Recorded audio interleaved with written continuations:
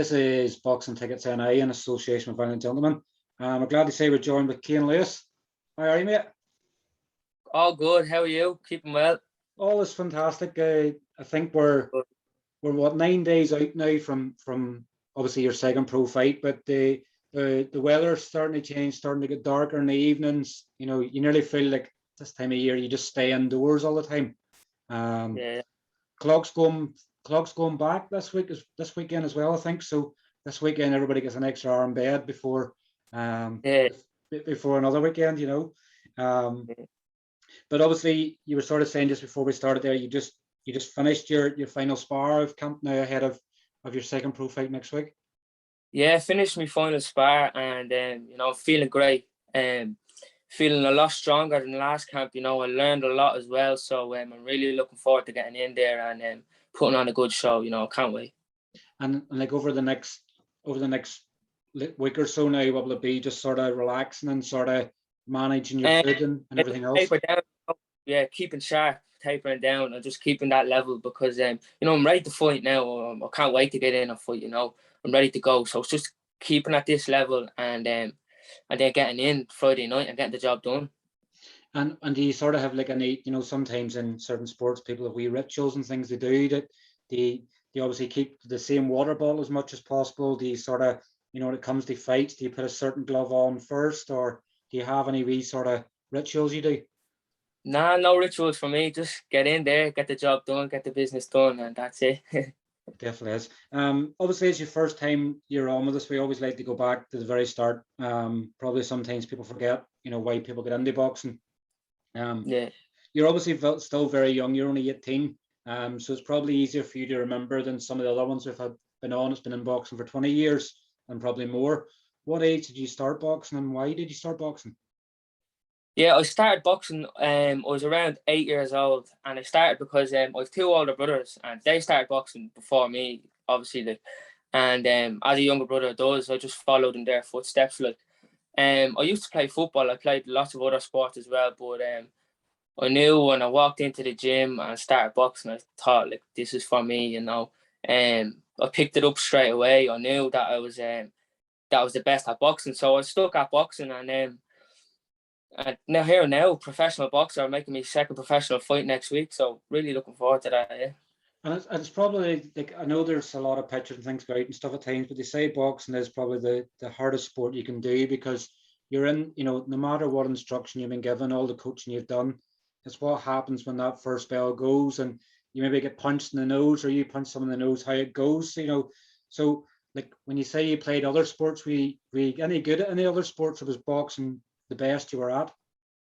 Yeah, I was good at other sports, you know. I enjoyed playing all other sports, but I was always just better at boxing. I don't know, I always just had the thing for boxing. It was always top of my list. And then as I started to get older, I started to realise like this is what I want to do, you know. So then I gave up all the other sports and I just focused on my boxing. Like I stopped playing football, I stopped playing hurling, you know. I stopped doing other things, and I just started just all boxing. And yeah, I just fell in love with the sport really. It's something that's, you know, I guess sometimes, you know, if you're playing football and somebody hits you a dirty tackle, you can't get up and punch them. Whereas in boxing, if somebody punches you, you can punch them back and there's no trouble. Yeah, that's it. What sort of role models, you know, like we're only talking, what, 10 years ago you sort of started boxing. So probably role models you'll have in the sport are probably ones that's now probably maybe just retired or probably still fighting. Who did you sort of see as your role models growing up? Well, when I was younger, you know, as a kid, like, I used to watch a lot of like Floyd Mayweather and Manny Pacquiao, stuff like that. And also Jono Carroll as well. Because he came from where I came from, you know. I remember being in the gym watching him train, like, and I'm looking at him now and where he is now, and it just it puts that belief in me that I can get to where he got to. I can do what he can do. I'm seeing him doing it with my own two eyes, you know. So I can do it as well. So yeah, he was a big inspiration as a kid because he came from where I came from, like, you know. It makes it probably more apparent sometimes, you know, that people dream of sort of being Floyd Mayweather or Manny Pacquiao, but all you know is what you see on the TV. You don't see what you go through on a daily basis. Whereas with John, always from the same area, you sort of seen them coming up and things like that. So it's something that's easier to copy for yourself to get to that level. Yeah, definitely. You know, like when you see someone else do it in person, it makes that belief in yourself 10 times more and 10 times easier. Like, so. Definitely, and he's sort of flying on a crest of a wave still. You know, he's obviously already fought for a world title, and he's on the verge of fighting for another world title now as well. And it's a bit mad, you know, John. Of like, I remember was it he fought Declan Geraghty, obviously the rematch on the Conlon homecoming card in 2018, and he fought in Frampton cards, and he was probably the best person to have in the lead up to the main event because he really got the crowd going. You know, what did he come into the Lion King for the Declan Geraghty rematch, and people are going, "What is going on?" But that's John. No, right, he's a madman. He is in a good way.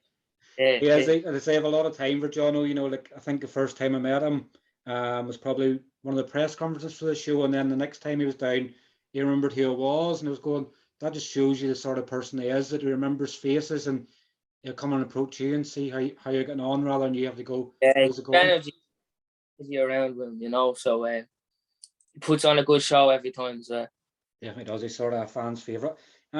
So 10 years sort of you've been in the sport of boxing. How did you find it sort of easy going at the start? Obviously at the start you have headgear on, maybe doing exhibition fights. How did you find sort of growing up with boxing, you know, going to school and stuff like that? People knowing you were a boxer, was it a safe haven to know that somebody wasn't going to try and bully you, or how did you find going through school as a boxer? Yeah, going through school as a boxer, like when I started boxing at first, I was natural for it, you know. I just kind of picked it up. I pick up things very easily. So when I was a kid, I kind of just picked it up, and then going through school, yeah, like everyone knew I was a boxer, and no one ever tried to like pick on me or anything like that. You know, everybody always respected me and stuff like that because I was a boxer. Especially going through secondary school as well. Like everybody knew about me and thought, Cain Lewis, he's a boxer, he's this, he's that. So it was all good going through school and stuff like that. Yeah. It's sometimes one of them ones, you know, when they know not to pick on you, then you get friends, or maybe people might think they're friends, and somebody tries to pick on them, they go, my mate's Cain Lewis, he's a boxer, you know, as if they're sort of hiring you out, sort of, you know, you go, my mate will knock you out, sort of thing, you know. Did you ever find anything like that where someone was saying they were going to get you to beat someone else up? Not really, no. You know, I have a few friends and I have close friends, and it is what it is, you know. I do what I do, and I'm a boxer, but they don't really go around saying, my mate's a boxer, he'll do this, he'll do that, you know, so. Yeah. Thankfully, they didn't do that. You've been in a lot more fights than you've been in. But obviously, as an amateur, you're twice European Schoolboy bronze medalist, 2016 in Croatia, 2017 in Romania, and you're also a two-time national champion. So it's probably fair to say you probably picked up amateur boxing very well. Yeah, picked it up well. I won my first Irish title. I was 13, I think, when I won my first Irish title. It was Irish cadet title. And away to the Europeans that year. And I remember going away to the Europeans. I remember it well, and I remember thinking, I'm happy to be going here, you know. I wasn't expecting to win a medal or anything like that. I was grateful to be going. I was grateful to win that Irish title. And then I went over there and then I won a bronze medal.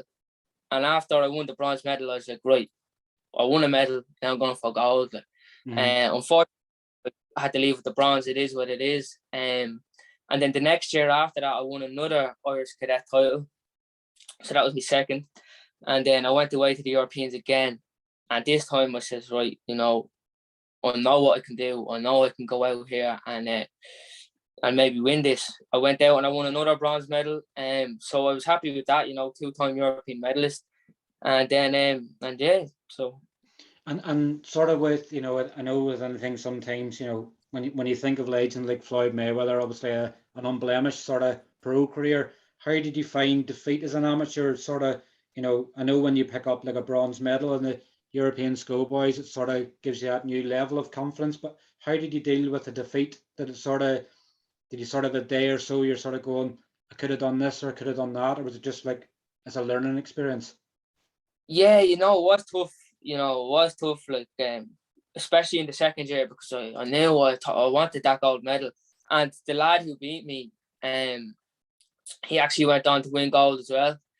So, and I remember thinking, I thought I won the fight. It was a close fight, and I remember thinking, oh, maybe I could have done more. But look, I came out with bronze, and I was happy with that. After a couple of days, you know, I'm European medalist. I came home, everybody supported me, so I couldn't have been happier when I got home. So Definitely, yeah, it's always nice to have them accomplishments, and like I know obviously in your later years, obviously of boxing an amateur, you boxed at a Ballymun with Vernon Carroll, who's obviously Jono's father.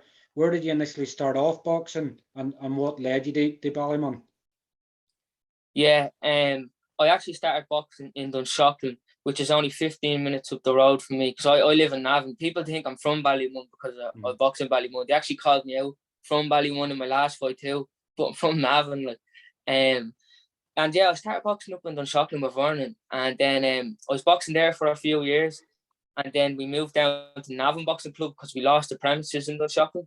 Mm-hmm. So we were boxing at Navan Boxing Club, and we were boxing down there for a while. It was a joint boxing club, and then I remember Vernon moved up to Ballymun Boxing Club then, and I was with Vernon from the start, you know, and I always knew he was a great coach. And Mm-hmm. so when he moved up there, I followed him up.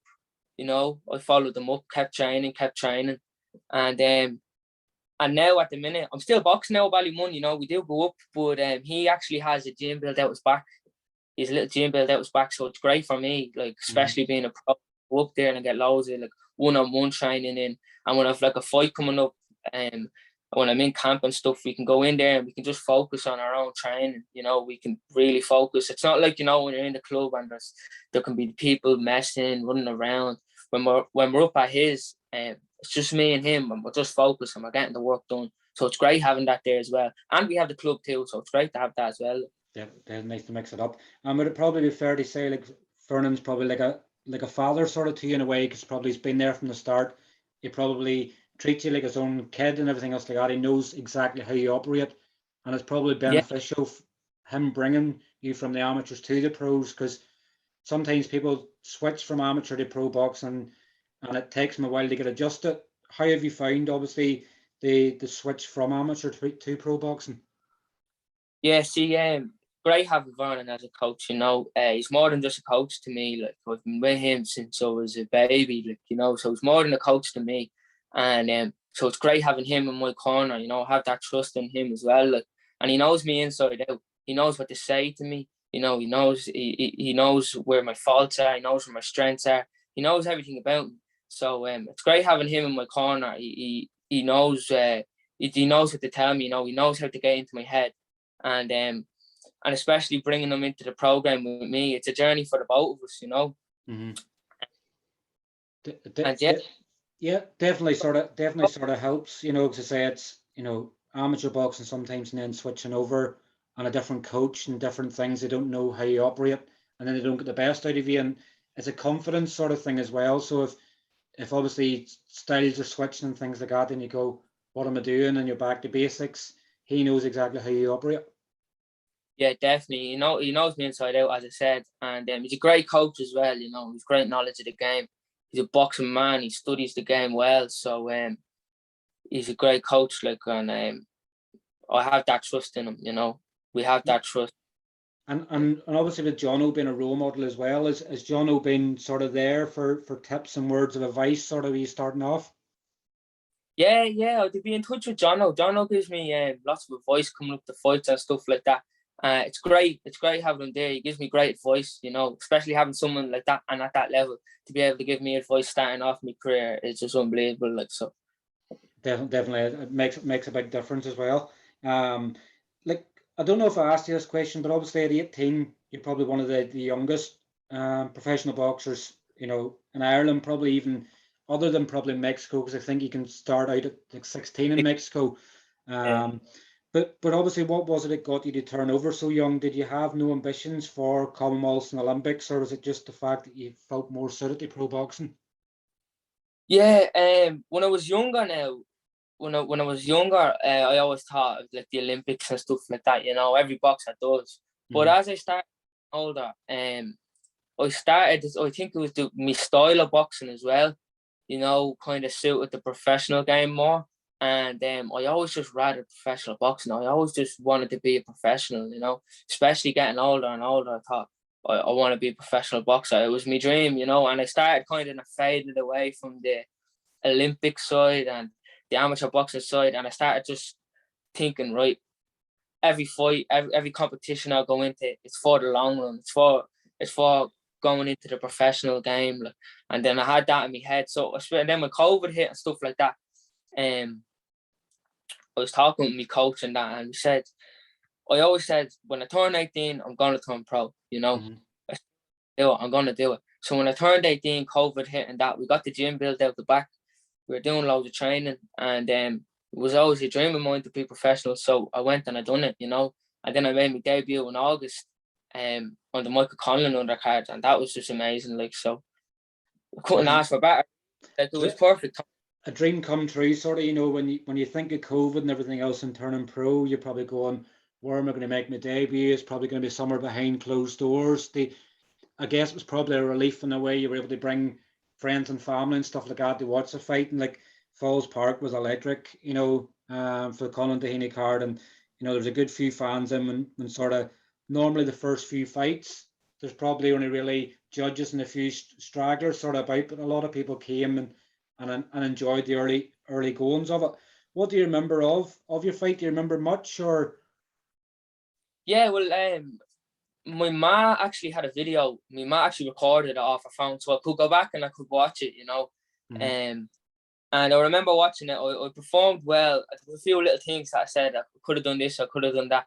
But you know, I went in and I remember the first round I rushed it. I rushed it a lot because especially coming from the amateurs, like I remember catching our man a few nice shots, like, and I knew I hurt him, and he went back and I just went at him and I just started lashing the shots in, like. And if that was in the amateurs, like, the ref would have jumped in, you know, and would have gave a standing count or something. But so it's all about learning, you know. This is what I learned. Like, I'm in there first of all, I'm in there with a man, you know what I mean? Like, it was my first time boxing without headgear as well, and the 8-ounce gloves. But I'm in there with fully grown men, and they're tough. And the ref's not just going to jump in and stop it, you know. It's a different game to the amateurs. So, and then after in the second, third, and fourth round, I started to relax a bit, you know, stand back and pick my shots more. And yeah, it was good, you know. I watched back, and there was a few little things that I seen in that fight that I worked in this camp that I'm going to try to execute now in my next fight, you know. And yeah, I'm looking forward to doing that. I think it's one of them things, you know. It's like you could plan so many times if your debut, and then you get in there, and it's like you see the red mist, you know. You think you've hurt someone, and then you rush in. You know, it's only probably natural that your debuts, you know, nobody's debut is ever really going to go perfect. I guess a good thing for you in a way that Carlos Arroyo stayed there and obviously got you the rounds in, because being young and sort of making your debut, sometimes people's all like, let's get a knockout. The rounds are important to you because you're not going to be in a big rush to obviously move at a serious pace because you're 18. You have to learn the pro side of boxing. So it was good in a way that an opponent was picked that was going to take you 4 rounds. Yeah, exactly. Yeah, it was good that I went in there against a tough opponent. Like, as I said in one of my interviews after, it's all about learning, you know. If I went in there and I blew your man away in the first round, I wouldn't have learned that from it. I got the 4 rounds in and I learned a lot from it. So, and that's what boxing is all about, especially at my age, 18, of years ahead of me. So that's what I said. It's all about learning. Like, it's all about making that step up and just getting better every fight and every camp. It's just all about improving. So that's why, like, I'm happy I got the rounds in, you know. I was kind of glad I didn't go out when I didn't blow your man away after. But when you're in there, you know, and you catch him a few nice shots, you're just thinking, right, I have him, man. You're not thinking about it else. You just go for it. Like, that's what happened to me. But after when I sat down and I talked with my team, was happy I got the rounds in. Yeah. And obviously making your debut, then do you have an adrenaline rush when you go back in the change rooms and you're going, I want to go again, you know. It's like you've got it out of the way, I want another fight. Yeah, buzzing. When I got out, I was delighted, you know. And you just want to keep getting back in and in and in. Like.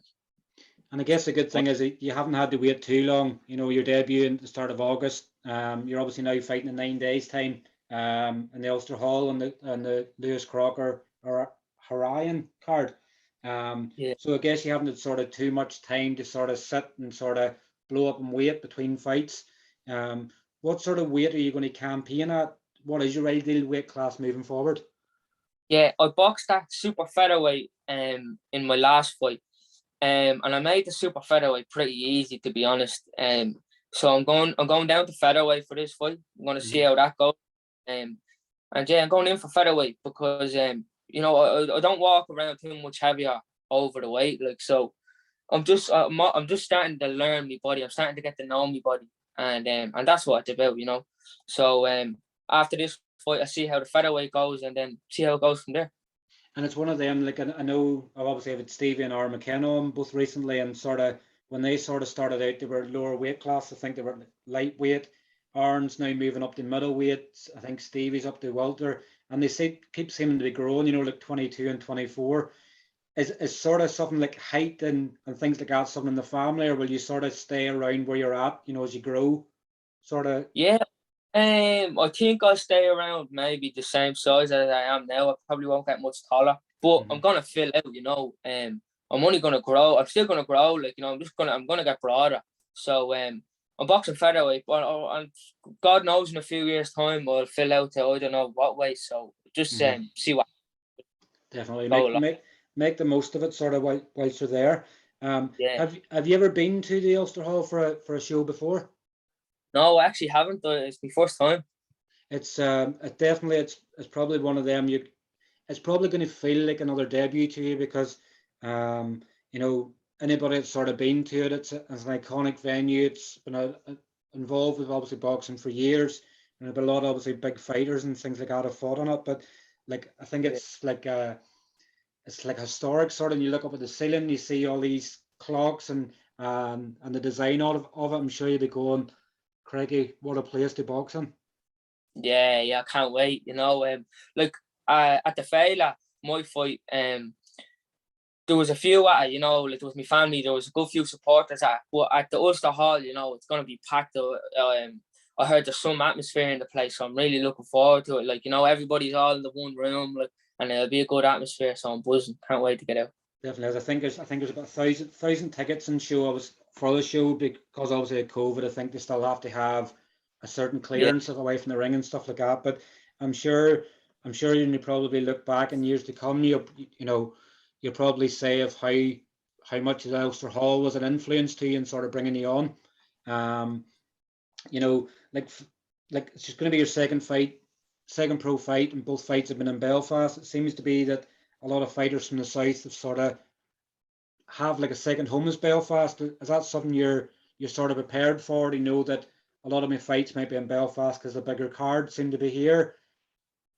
Yeah, 100%. Like, there's not much happening down the south, like, you know. So up in Belfast, there'll be lots of shows and lots of cards. So you know, like this is my second fight, and it's in Belfast again. You know, I'm probably going to box in Belfast a lot, and I'm prepared for that. And you know, it's a great city, Belfast, and they're great fans. So it's good to go up there and box. You know, it's a great boxing city. Definitely, as I've always named it the capital city of boxing. You know that Yeah. It's like obviously even it is for you in the south. It's obviously fans that go to watch appreciate good boxing. You know, they want people to put their heart and soul into it. And what better way when you land a good punch and somebody's clapping or cheering you, you know, they really, really appreciate boxing. So I'm sure when you're seeing people above the ring in the balcony, you'll be going, what a spot, you know, you're probably like, where am I? Yeah. It's like a dream, sort of, you know. Is there many coming up from Dublin? They support you next weekend?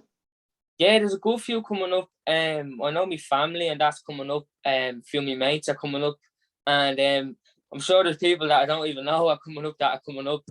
So there'll be good support there anyway, and I'm looking forward to it. Yeah. Fantastic. And we obviously haven't had any England yet as to where it's going to be broadcast, but I'm sure obviously that may come out at the start of next week. So hopefully anybody that's obviously not able to get up and watch a fight, they might have a way to tune in and watch it. For those that have yet to see you fight, obviously we fighting early on the card, and I feel as some may not have seen you fight.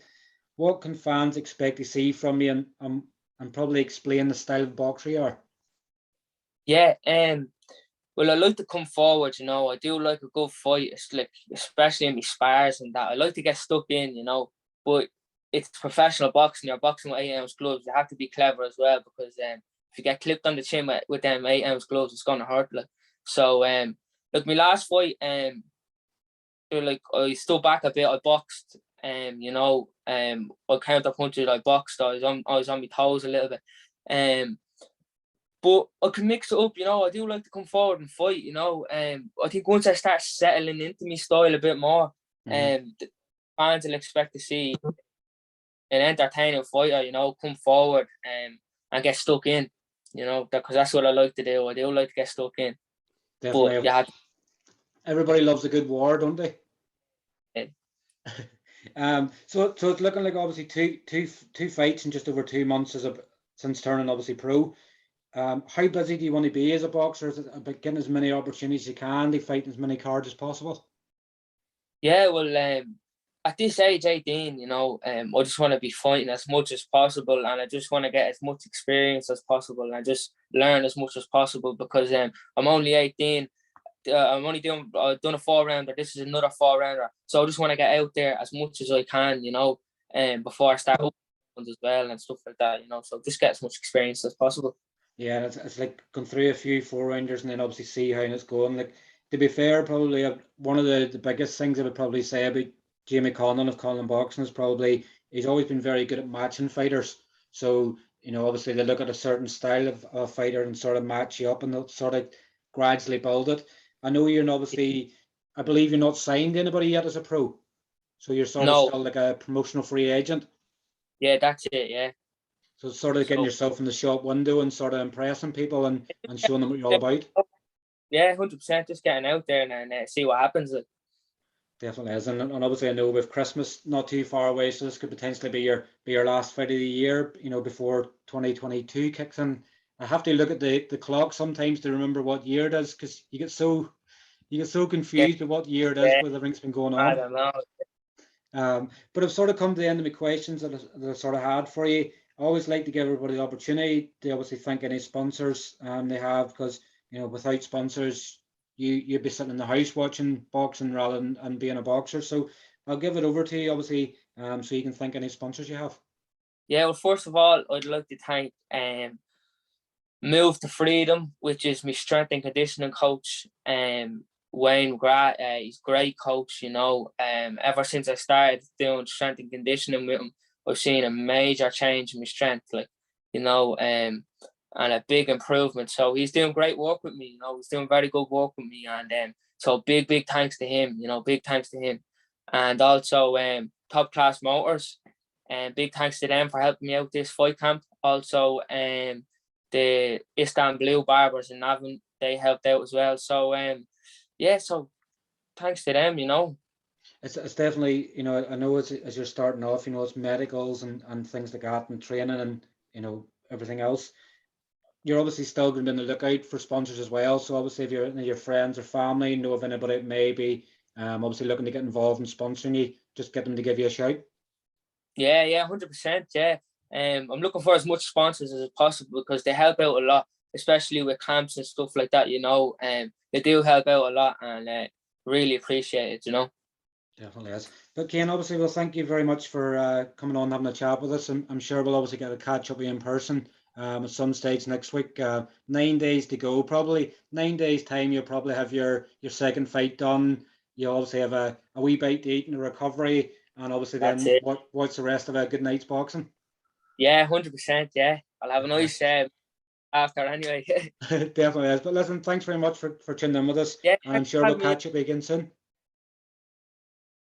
What was that? Sorry, you're cutting off. Yeah, no, thanks for having me on. I really appreciate it. You know, thanks very much. Not a problem, my pleasure, and I'm sure we'll catch up with you soon. Yeah, thank you. Right, brilliant. Thanks. Cheers, take care. Thanks. Bye-bye. Bye-bye. Bye.